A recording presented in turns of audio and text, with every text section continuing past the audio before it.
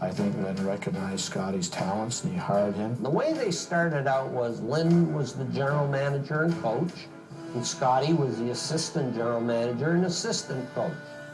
Around about the middle of November that year, Lynn wasn't very happy with the start of the team. He decided that he was going to divide the jobs up, and he made Scotty the head coach, and Lynn became a full-time general manager. He was about the youngest coach in the National Hockey League. He had to handle guys that were right at the end of their careers, all superstars in their own right.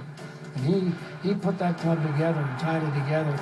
The first year was a dream season. We just made the playoffs on the last weekend, and we ended up going right to winning the first two rounds. So that really bonded the team together. It became more like a family. Individually, he knew every player. Scotty knew who he could yell at, who he had to pat in the back, and how to get the best out of every player. I don't think any player could actually look you in the eye and tell you that he was enjoying playing with Scotty at the time. It was just turmoil. It was something off the wall every other day. I was thinking you're supposed to live hockey and know what's going on in the hockey. And you knew too that in the morning before you went to the rink, you picked up the newspaper, you found out who played and what the scores were, because you knew Scotty's going to question you in something. Naturally, you concentrate on your own team. What your own team does is crucial. But I like to know as much about the other team as I could, and so there'd be no surprises.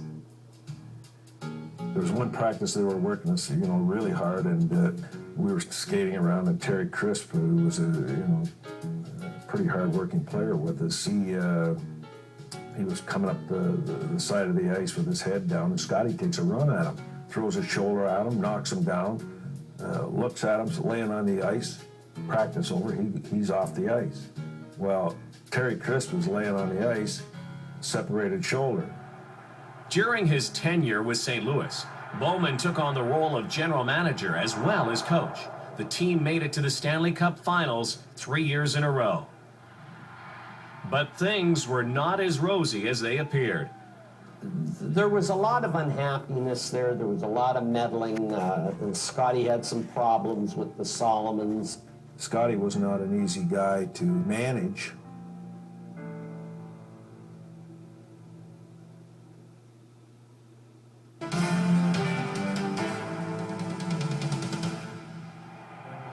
After 5 years in St. Louis, Scotty Bowman ran into problems with Blues management.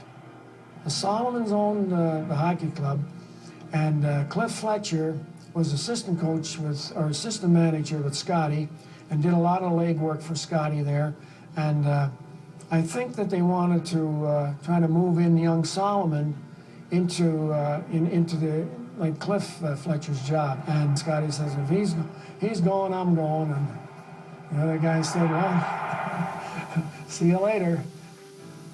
I had met Scotty in Chicago during the playoffs and suggested to him that maybe he'd like to come back to Montreal. To coach Montreal, to be a big part of Montreal, was probably his lifelong dream. In 1971, Bowman took over the helm of a dynasty. The Canadiens had won the Stanley Cup 5 times in the last decade. Scotty realized that the only team that was going to beat us was ourselves.